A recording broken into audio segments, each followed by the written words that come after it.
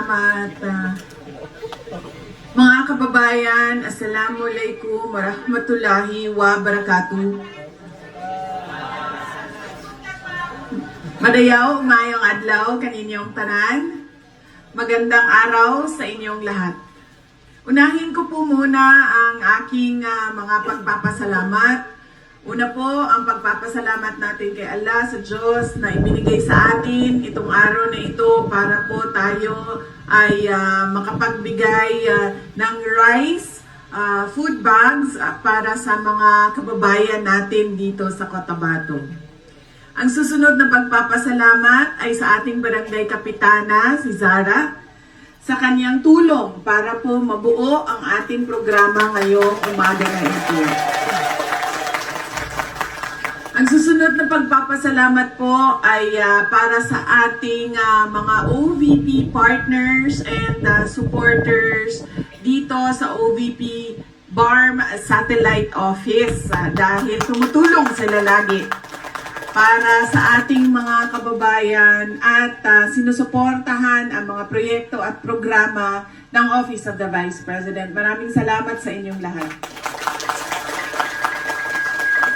At ang susunod na pagpapasalamat ay mula po sa akin para sa aking mga kasamahan sa Office of the Vice President Satellite Office BARM SO. Nagpapasalamat ako sa kanila. Sila po yung nag-organisa, naghanda at gumising ng maaga para mabuo at masagawa ang programa natin ngayong umaga. Sila po ay pinangungunahan nitong Abbas, ni Zuhaira Abbas. Maraming salamat sa inyo. At ang susunod na pagpapasalamat ay mula po sa akin para sa inyong lahat, mga kababayan namin dito sa Cotabato City, sa BARM, sa inyong patuloy na suporta at pagtitiwala sa akin at sa aking mga kasamahan sa tanggapan ng pangalawang Pangulo. Kahit madami kaming mga pinagdadaanan na mga problema, na mga issue, na mga challenges, pero nandyan pa rin kayo sumusuporta at nagtitiwala sa amin. Maraming salamat. Ang susunod na pagpapasalamat po ay mula kay dating Pangulong Rodrigo Duterte.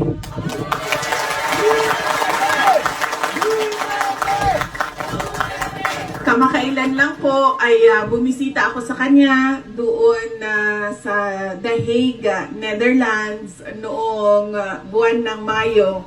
At lagi niyang sinasabi kapag kami ay nag-uusap, ako ay bumibisita doon sa kulungan, na ipaabot sa inyong lahat ang taus-puso niyang pagpapasalamat sa 6 na taon na suporta ninyo sa kanyang administrasyon. At syempre, ang inyong pagdarasal na siya ay makauwi na dito sa ating pinakamamahal na bayan. Maraming salamat sa inyo. Gusto ko rin batiin yung mga kapitbahay natin na nasa kabilang... Ayun.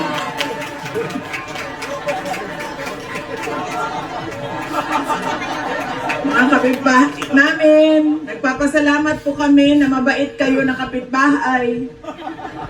Maraming salamat po sa inyong suporta sa aming trabaho. At ang susunod na pagpapasalamat po sa inyong lahat, kasama na sa mga kapitbahay namin, ay ang aming pagpapasalamat.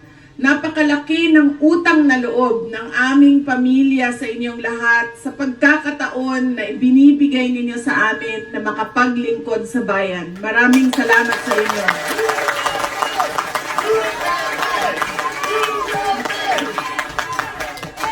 Malaki po, dako kayo nga mo ang utang nga kabubuton kaninyong tanan mga kaigsuunan namo sa higayon nga ginahatag ninyo kanamo nga makaserbisyo sa nasod. Daghan kayong salamat.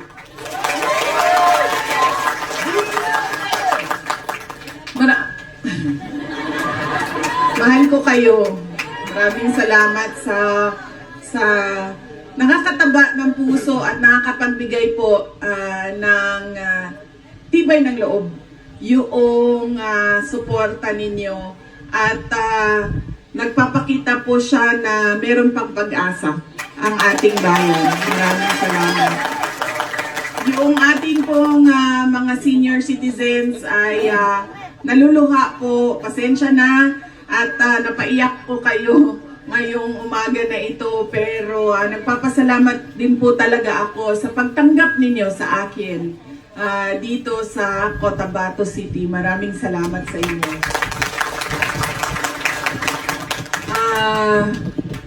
Siyempre magpasalamat din tayo, hindi tayo kinuha ni Lord noong lindol nung nakaraang araw. Malakas ba yung lindol sa inyo dito? No? Sa amin sa Davao din, napakalakas nung lindol. Halos pareho siya nung lindol nung last year, October nung nakaraang taon. Kung maalala ninyo yung malakas na lindol nung buwan ng October nung nakaraang taon. At syempre, hindi pa rin ako natuto ang nangyari sa akin. Ganun pa rin kung ano yung nangyari sa akin nung October 2025. Ganun din ang nangyari sa akin ngayong June 2026 na lindol. Ganun pa rin. Maaga kasi siya, di ba? Mga 7:50. Mga 7:50 siya. So, tulog pa yung anak ko dahil wala pang pasok, wala pang eskwela. Tulog pa yung anak ko at nandun ako sa tabi niya. Tapos, nagsimula na yung lindol. Sabi ko sa sarili ko, wala nang kasing lakas pa nung lindol nung nakaraan. And lightning doesn't strike the same place twice. Sabi ko, imposibleng malaking lindol ito. Tapos, dahan-dahan na siyang lumalakas. Na, sinabi ko na, hinihila ko na ang anak ko, hindi ko siya mahila kasi tulog na tulog siya. At syempre, wala siyang kaalaman sa kung ano ang lindol. Hinihila ko siya. Hindi ko siya mahila sa kama. Binuksan ko yung pinto kasi nakalock, kasi natutulog pa kami. Binuksan ko yung pinto, humingi ako tulong. Sabi ko, pwedeng buhati ninyo yung anak ko para makalabas na tayo. So, lumabas kami. Pero, ito. Wala pa rin akong bra. As usual. Pero natuto na ako. Galing sa nangyari nung nahila ko ang kumot ko. Nahila ko ang kumot ko at yun ang ginamit kong pantakip sa mukha ko at sa katawan ko habang nandoon kami sa labas ng bahay. Marami sa ating mga kababayan ang binawian ng buhay sa lindol na yon.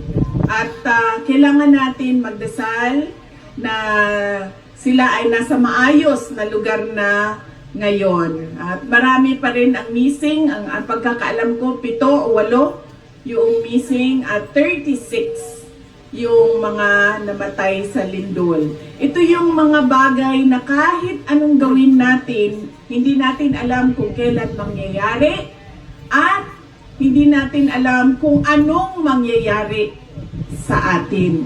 Kaya ang pinaka na paghahanda na pwede natin panlaban, na pwede natin gawin sa mga ganitong tulad na disaster, ay ang ating pagiging handa at lagi natin i-practice yung kahandaan na yon.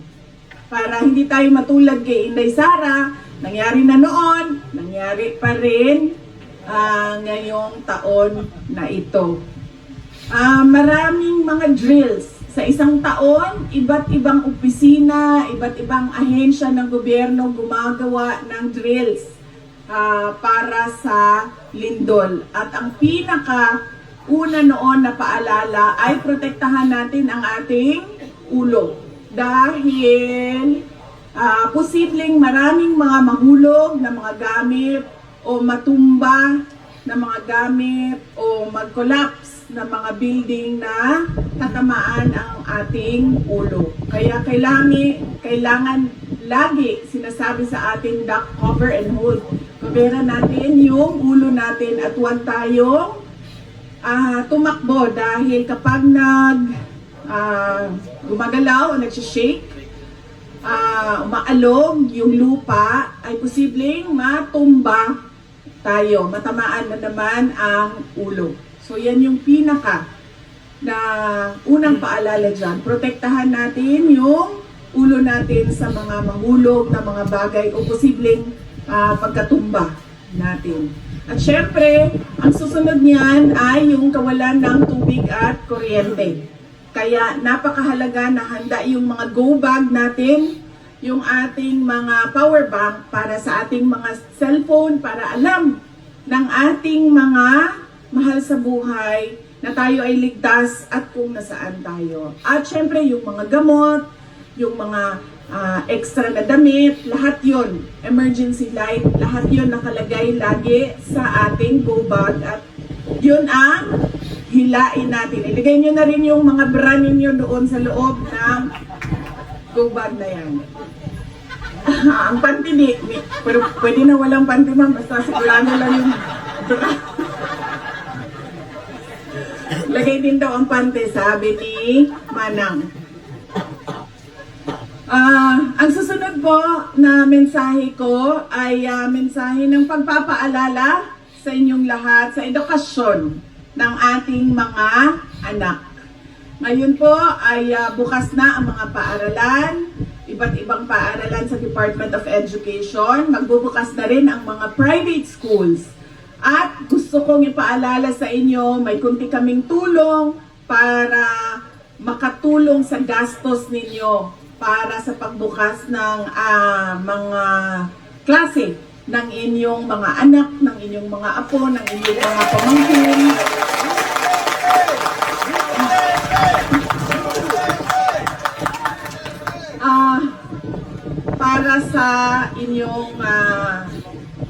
Para sa kanilang pagbubukas ng kanilang klase.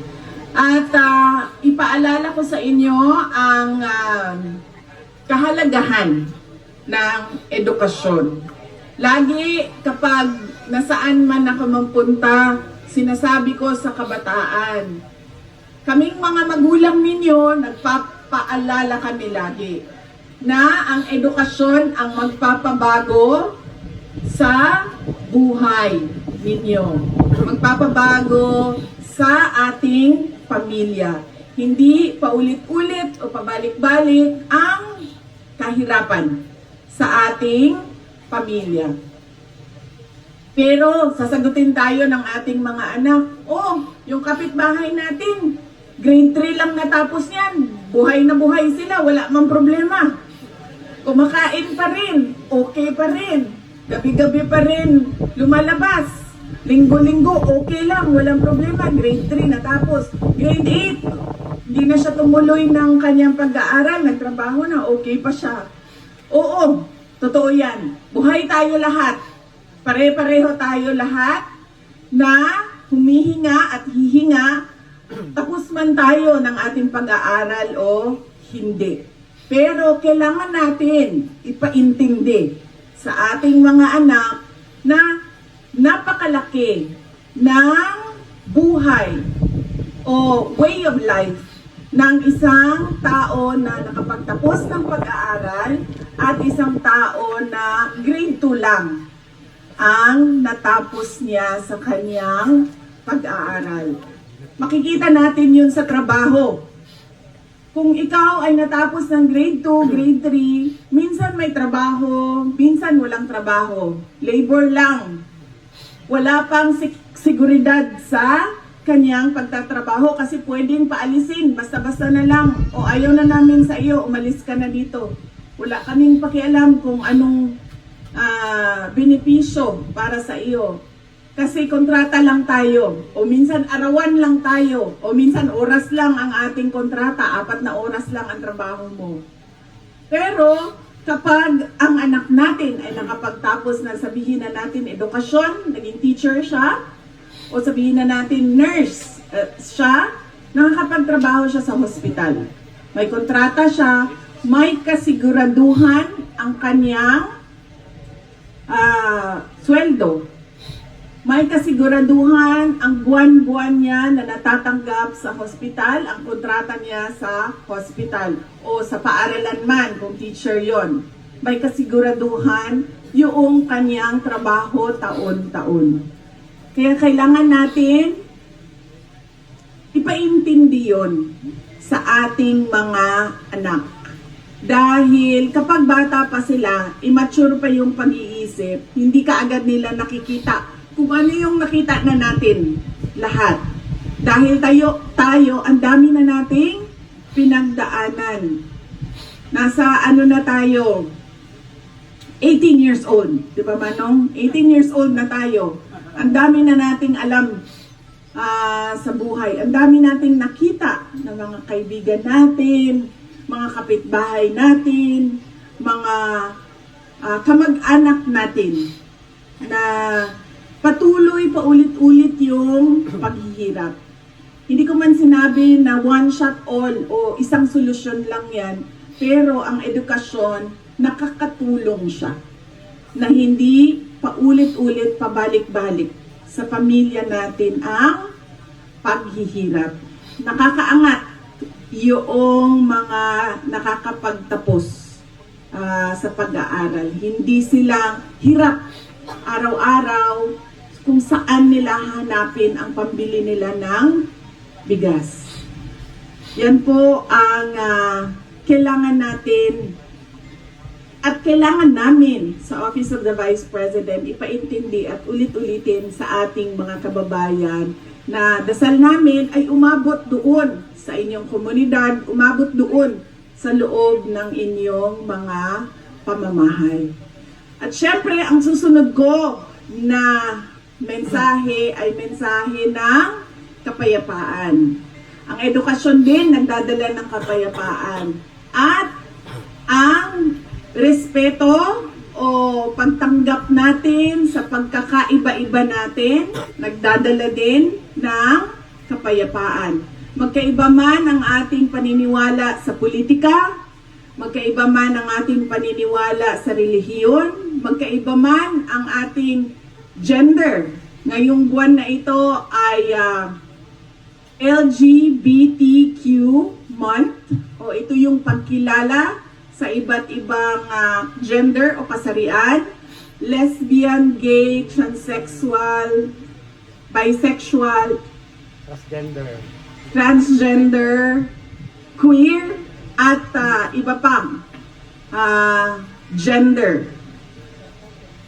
Kung tayo ay marunong magrespeto, mga PWD, marunong magrespeto sa pagkakaiba-iba natin, na hindi tayo pare-pareho talaga. Lahat tayo pinanganak ng Diyos na merong sariling buhay, may sariling paninindigan, may sariling paniniwala, merong kapansanan, walang kapansanan, may ibang kagustuhan sa kasarian, o hindi man kung ano yung pinanganak tayo, kailangan natin tanggapin yon. Lahat yon nagdadala ng kapayapaan sa ating mga pamamahay at sa ating mga komunidad. Kahit ugali, alam nyo, mahirap laging pinag-aawayan sa loob ng bahay. Ugali, pagkakaiba ng ugali ng bawat isa na nasa loob ng bahay. Kahit ugali, kailangan natin respetuhin yon. Lalo na kung hindi naman yon masama o nakakasakit ng ibang tao. Kailangan yung inclusion and respect natin sa pagkakaiba-iba natin. Yan po ay nagdadala ng kapayapaan sa ating barangay, sa ating komunidad, sa loob ng ating pamilya, sa loob ng ating pamamahay. At syempre, kapag merong kapayapaan, merong sumusunod na kaunlaran.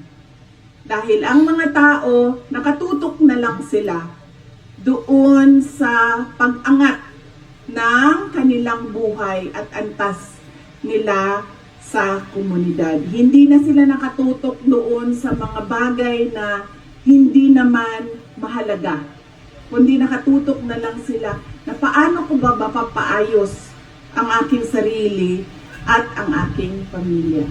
So yan po ang mensahe natin ngayong umaga na ito. Mensahe ng pagpapasalamat, mensahe ng pag-iingat lagi, pagiging handa, mensahe sa edukasyon, at ang panghuli ay mensahe ng kapayapaan. Lahat yan magdadala ng kaunlaran para sa ating bayan.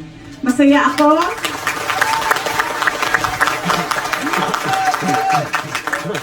Masaya ako na nakasama ko kayo ngayong umaga na ito. Nagpapasalamat ako sa oras ninyo. Lahat tayo may kailangan na gawin ngayong araw na ito. May trabaho na kailangan na atupagin. Pero tinanggap ninyo yung paanyayad namin na gawin itong distribution at programa natin ngayong umaga na ito. Mga kababayan, ang lahat ng ginagawa natin ay para sa Diyos, sa bayan, at sa bawat pamilyang Pilipino. Syukran.